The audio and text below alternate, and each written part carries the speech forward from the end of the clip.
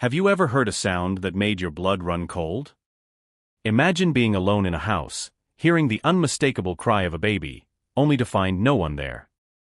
In this chilling true story, I'll take you through the eerie experience that left me questioning everything I thought I knew about the supernatural. Join me as I recount the day I heard a baby crying in an empty house, the startling family revelation that followed, and the steps my uncle took to bring peace to our haunted home. This is a tale of fear, faith, and the unexplained, guaranteed to send shivers down your spine. If you love real-life horror stories and want to hear more, don't forget to hit the like button, subscribe to the channel, and click the bell icon so you never miss an update. Get ready for a story that will make you think twice about what goes bump in the night. When I was in high school, my uncle and aunt would occasionally ask me to babysit their kids. It was a great way to earn some extra money and spend time with my little cousins, who I adored.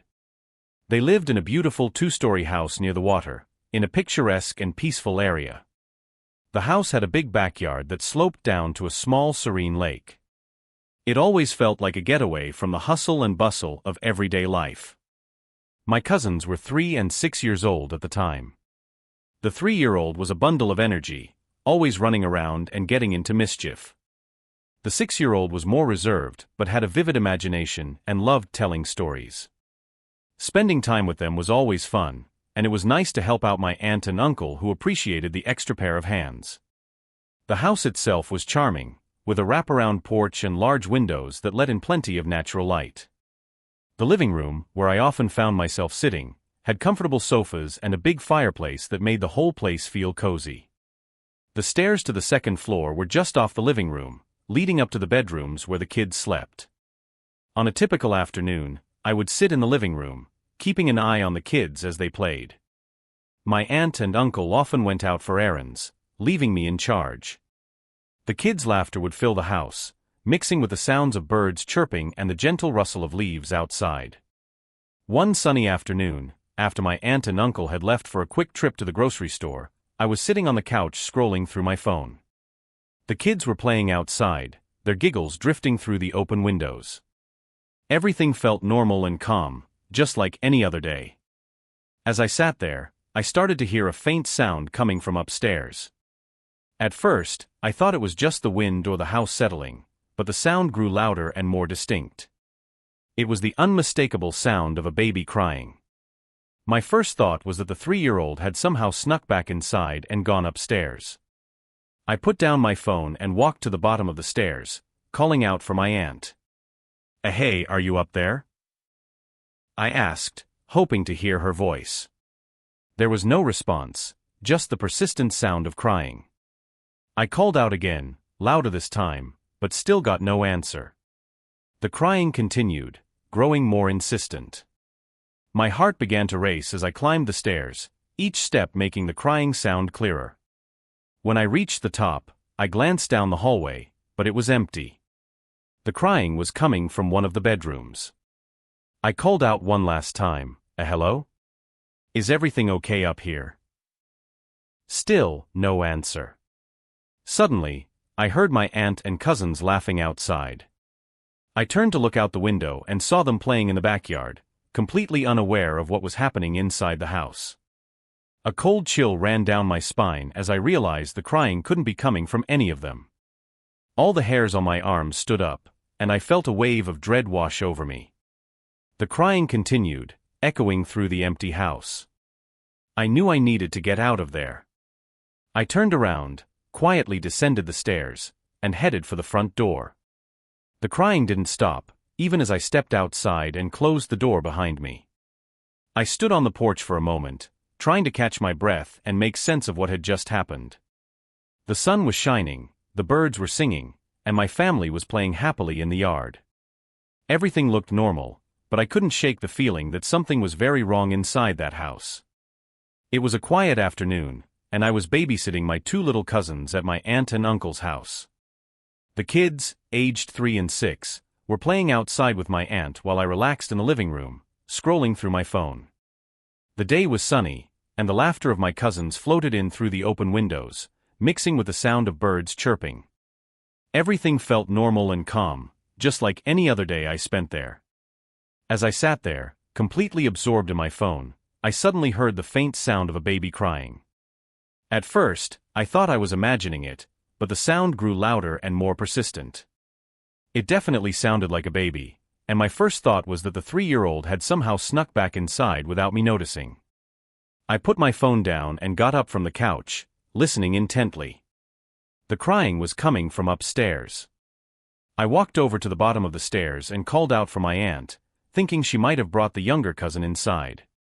"Hey, are you up there?" I called, waiting for a response. But there was no answer, just the continued sound of crying. I felt a bit uneasy, but I figured maybe my aunt was busy and hadn't heard me. So I called out again, louder this time. Hello? Is everything okay up there?" Still, there was no response. The crying continued, and it was starting to sound more desperate. I began to feel a little worried. What if something was wrong? Determined to find out what was happening, I started to climb the stairs. Each step I took made the crying sound clearer and more intense. My heart was pounding, and a sense of dread was creeping in. When I reached the top of the stairs, I glanced down the hallway toward the bedrooms. The crying was coming from one of the rooms, but the hallway was empty. I stood there for a moment, calling out one last time. Hello? Is anyone up here?" Again, there was no answer. I couldn't understand why my aunt wasn't responding. The crying continued, echoing through the house. I felt a chill run down my spine, but I tried to push the fear aside. Maybe there was a logical explanation. As I took a few steps down the hallway, I suddenly heard my aunt and cousins laughing outside.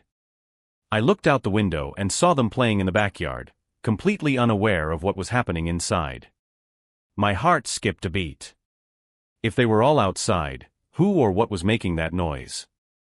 All the hairs on my arms stood up, and I felt a wave of fear wash over me. The crying sounded so real, so close, but there was no one upstairs. I didn't know what to think. My mind was racing, trying to make sense of the situation. Was it possible that there was someone else in the house? Or was it something else entirely? I decided I needed to get out of there. I turned around and quietly descended the stairs, my heart pounding in my chest. The crying continued as I made my way to the front door. I couldn't shake the feeling that something was very wrong. As I stepped outside and closed the door behind me, the crying finally stopped. I stood on the porch for a moment, trying to catch my breath and calm down. The sun was still shining, and the day looked as peaceful as ever. My aunt and cousins were still playing in the yard, completely unaware of what I had just experienced. I got into my car and drove away, my mind racing with questions. What had I heard? Why was there a baby crying in an empty house? I couldn't explain it, and the more I thought about it, the more frightened I became. It was an experience I would never forget, and it left me with a lingering sense of unease. I took a few hesitant steps toward the stairs, the sound of the crying baby still echoing through the house. My mind was racing with confusion and concern. I called out for my aunt again, louder this time. Hey, are you up there? Is everything okay?" But there was no answer, only the relentless crying. With each step I took up the stairs, the crying grew louder and more desperate. My heart pounded in my chest, and I felt a growing sense of dread. I reached the top of the stairs and stood in the hallway, looking toward the bedrooms. The sound seemed to be coming from one of the rooms, but the hallway was empty and eerily quiet. I called out one last time, my voice shaking slightly. Hello? Is anyone there?" Still, there was no response. The crying continued, filling the house with its haunting sound. I felt a chill run down my spine, and the hairs on my arms stood on end. Something wasn't right. At that moment, I heard laughter coming from outside. I walked over to the window and looked out. There in the backyard were my aunt and cousins, playing and laughing without a care in the world. They had been outside the whole time, completely unaware of what I was hearing inside the house. My mind struggled to process what was happening. If they were all outside, then who or what was making that noise? The realization hit me like a cold wave, and I felt a shiver run through my entire body. This wasn't just my imagination. There was something else in the house. I stood frozen for a moment, my eyes darting back and forth between the window and the hallway. The crying was so clear, so real, but there was no logical explanation for it. I felt a surge of fear, and my instinct was to get out of the house as quickly as possible. Trying to remain calm, I slowly backed away from the hallway and made my way down the stairs. My heart was racing, and my hands were trembling. The crying continued, growing fainter as I descended, but it never stopped. It was as if the sound was following me. When I reached the bottom of the stairs, I paused for a moment, glancing back up toward the second floor. The crying was still there, persistent and chilling. I felt another shiver run down my spine, and I knew I couldn't stay in the house any longer. I hurried to the front door, my steps quickening with each passing second. I yanked the door open and stepped outside, closing it behind me with a sense of relief. The crying stopped abruptly, and the sudden silence was almost as unnerving as the sound itself. I stood on the porch, taking deep breaths and trying to calm down. The sun was shining, and the day looked as peaceful as ever. My aunt and cousins were still playing in the yard, completely oblivious to what I had just experienced. I felt a strange sense of detachment, as if the house and the outside world existed in two separate realities. As I walked to my car, I couldn't shake the feeling of unease. My mind was racing with questions and fears. What had I heard? Why was there a baby crying in an empty house? And most importantly, what did it mean? I didn't have any answers, but I knew one thing for sure: something was very wrong in that house. I stood there, frozen at the top of the stairs, the crying echoing around me. My heart was pounding, and my mind was racing with fear and confusion. It was clear now that whatever was making that sound wasn't my aunt or cousins. They were outside, blissfully unaware of the chilling noise inside the house. I knew I had to get out of there. Slowly, I turned around, trying to make as little noise as possible. Each step down the stairs felt like an eternity, the crying growing fainter but never disappearing. My legs felt like lead, but I forced myself to keep moving. As I reached the bottom of the stairs, I paused for a moment, looking back up toward the second floor. The crying was still there, relentless and haunting. It took all my willpower to tear my eyes away and head toward the front door. My hand shook as I reached for the doorknob. Opening the door, I stepped outside into the bright sunlight. The contrast between the eerie darkness of the house and the cheerful warmth outside was jarring. As I closed the door behind me, the crying continued, muffled now but still audible.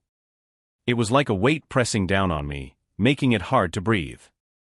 I stood on the porch, taking deep breaths, trying to calm my racing heart. The sun was shining, the birds were singing, and my aunt and cousins were laughing in the backyard. Everything looked normal, but I couldn't shake the feeling of dread that had settled over me. I made my way to my car, my steps quickening as I put distance between myself and the house. I felt like I was in a daze, my mind struggling to process what had just happened. The crying had been so real, so clear. But how could it be possible? I got into my car and sat there for a moment, gripping the steering wheel. The eerie feeling lingered, and I felt a chill run down my spine. I glanced back at the house, half expecting to see something or someone in the window, but there was nothing. Just the same peaceful scene I had left behind. As I drove away, the fear and confusion didn't leave me. My mind kept replaying the sound of the baby crying, the empty house, and the strange feeling that something was very wrong. I couldn't explain it, but I knew that I never wanted to go back into that house alone. The drive home was a blur. My thoughts were consumed by what I had experienced. I tried to come up with rational explanations. Maybe it was a trick of the acoustics, or perhaps my mind was playing tricks on me. But deep down, I knew it wasn't that simple. When I finally got home, I felt a sense of relief wash over me.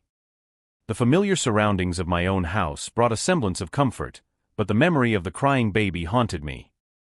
I knew I had to talk to someone about it, but who would believe such a strange story?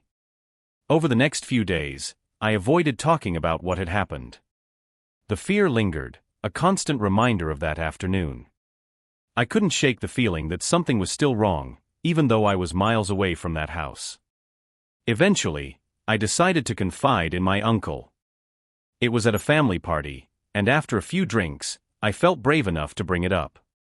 I expected him to laugh or dismiss it as my imagination, but his reaction was far from what I anticipated. He looked at me seriously and nodded, as if he understood. We used to hear it too, he said quietly. The crying. It happened a lot after we first moved in. His words sent chills down my spine. It wasn't just me. They had experienced it too. The mystery deepened, and with it, the lingering fear that something supernatural was at play. A few years later, at a family party, I found myself sitting next to my uncle with a drink in hand. The atmosphere was lively, with laughter and music filling the air. After a few drinks, my guard was down, and I decided to share the story that had haunted me for so long. Hey uncle, I started, my words slightly slurred. Do you remember that summer I babysat for you guys? He nodded, looking at me curiously. Yeah, of course. What about it? There's something I never told you, I said, taking another sip for courage. One afternoon, I heard a baby crying in the house. But you and the kids were outside. It was so weird and creepy. My uncle's face changed immediately. His usual cheerful expression turned serious, and he leaned in closer. You heard it too? He asked quietly. I was taken aback. What do you mean, too? He sighed and looked around, making sure no one else was listening. Your aunt and I heard it as well. We'd hear a baby crying from upstairs, but when we'd check, there was nothing there. It was unsettling, to say the least. A chill ran down my spine. So it wasn't just my imagination, I said, more to myself than to him. And no, he confirmed. It wasn't. We tried to ignore it at first, thinking it was just the house settling or some strange acoustics. But it kept happening. I took a deep breath, feeling a mix of relief and renewed fear. Did you ever find out what it was? I asked, dreading the answer. My uncle nodded slowly.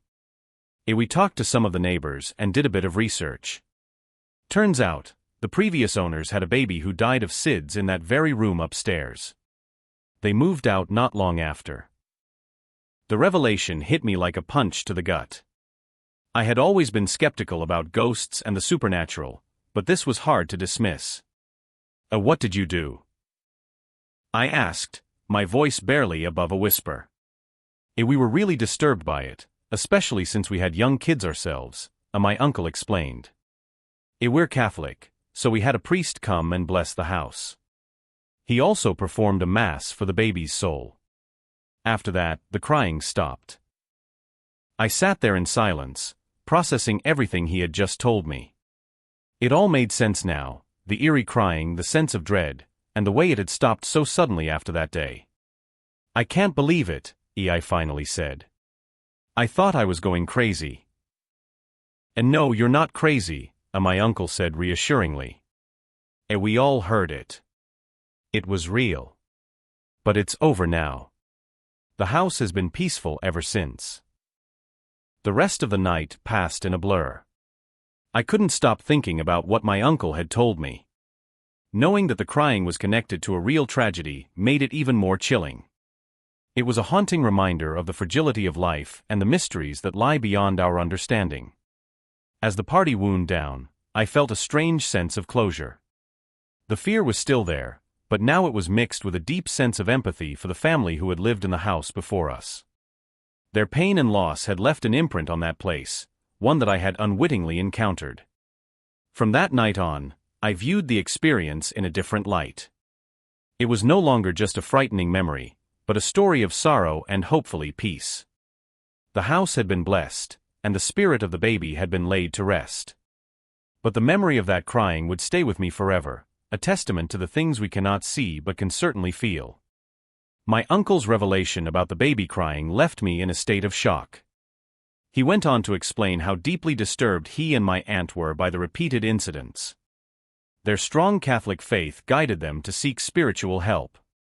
They reached out to their priest and arranged for a mass to be said for the baby's soul, hoping to bring peace to the restless spirit.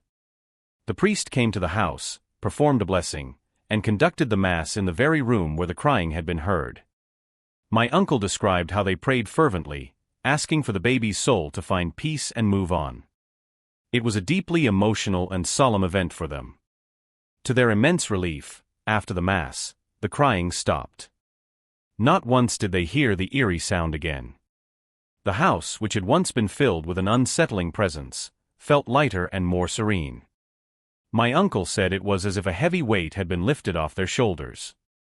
For me, hearing this provided a sense of closure, but it also left me with lingering chills. The fact that something supernatural had been tied to such a tragic event made the whole experience even more profound and haunting. It wasn't just a ghost story, it was a story of a life lost too soon and the grief that lingered.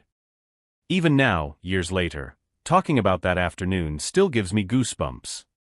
The memory of the baby crying, the empty house, and the subsequent revelation all combine to create a story that I find both terrifying and deeply moving.